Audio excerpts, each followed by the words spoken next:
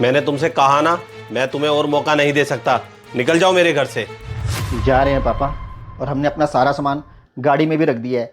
लेकिन पापा, मुझे इस बात का हमेशा अफसोस रहेगा कि आपने मुझे ये नहीं बताया कि आप हमें घर से क्यों निकाल रहे हो। मुझे किसी को कुछ भी बताने की जरूरत नहीं है। ये घर मेरा है, तो इस घर में फैसला मेरा ही चलेगा। तू अच्छा कमाता है ना, जा किराए पे ले लियो कहीं घर। पापा, अब इस घर से आप हमें निकाल दोगे तो हमें कहीं ना कहीं किराए पे घर तो लेना ही पड़ेगा। लेकिन पापा, जाते जाते हमें ये तो बता दो कि हमारी गलती क्या है। सही तो कह रहा है ये।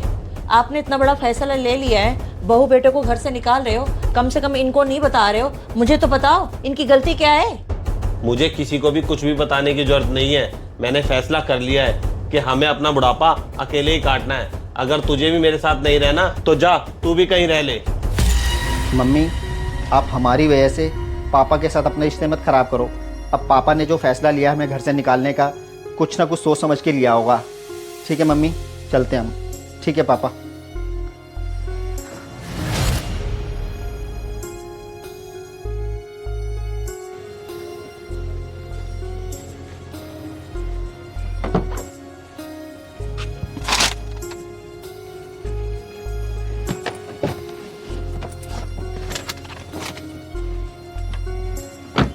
एक मिनट राजीव, मेरा पर्स अंदर रह गया है। आप गाड़ी में बैठो, मैं अपना पर्स अंदर से ले आती हूँ।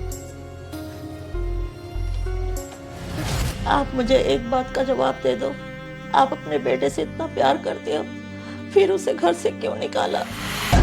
हाँ शकुंतला, ये बात सच है कि मैं राजीव से बहुत प्यार करता हूँ। मैंने अपने दिल पर पत्थर रखकर उसे घर से बाहर निकाला है। आपकी ऐसी क्या मजबूरी रही जो आपने अपने दिल के टुकड़े को अपने से दूर कर दिया?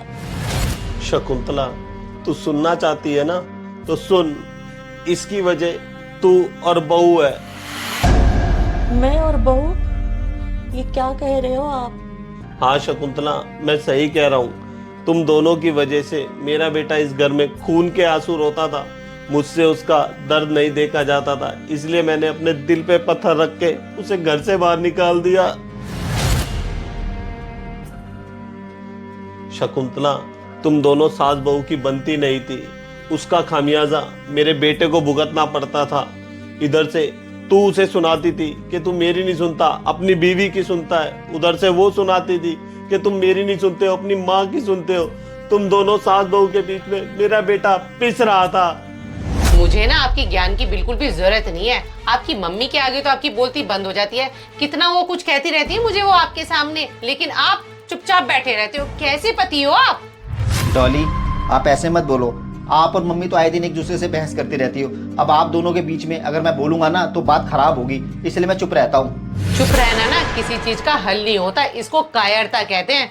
शायद आपको ये सुनकर बुरा लग रहा होगा, लेकिन सच यही है। आप ना कायर हो, कायर। इसलिए अपनी मम्मी के आगे बोल नहीं पाते। उनके मुंह में जो मर्जी आता है वो मेरे लिए बोलती रहती है, लेकिन आप चुप बैठे रहते हो। राजीव, अगर यही हाल रहा ना, मैं तो चली जाऊंगी अपनी मम्मी के घर। तो रहना अपने मम्मी पापा के साथ। रहने दे। तू मेरी सुनता कहाँ है? तू तो उसी की सुनता है। तू तो उसके पल्लू में बन के रह गया है, बन गया जोरू का गुलाम। मम्मी, इसमें जोरू के गुलाम वाली बात कहाँ से आ गई? अब डॉली इतनी दूर की रिश्तेदारी नहीं निभाना चाहती है तो आप उसको क्यों फोर्स कर रहे हो? मैं तो आपके साथ जा ही रहा हूँ ना। तू तो जा रहा है, वो तो नहीं जा रही है। वहाँ पे 4 लोग पूछेंगे बहू को क्यों नहीं लेके आई, तो उनको क्या जवाब दूंगी? तूने उसको ना सिर पे ज्यादा चढ़ा रखा है।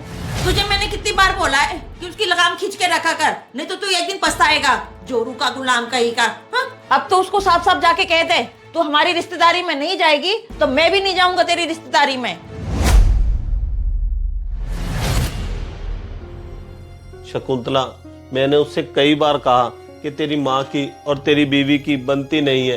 तू इन दोनों की वजह से बहुत परेशान रहता है। तेरी इनकम भी अच्छी है, तू अलग रह सकता है, तो इसलिए तू कहीं अलग रह ले। लेकिन वो मुझसे एक ही बात बोलता था कि पापा, चाहे जो मर्जी कुछ हो जाए, लेकिन मैं आप दोनों को अकेला छोड़ के कहीं नहीं जाऊंगा। मेरा बेटा तुम दोनों के बहुत ताने सुनता था। तू उसे जोरू का गुलाम बोलती थी और बहू से कायर बोलती थी। तुम दोनों से बहुत परेशान रहता था मेरा बेटा। अब वो अलग रहेगा, कम से कम जी तो सकेगा। मुझे पता है ये फैसला मैंने कैसे लिया है।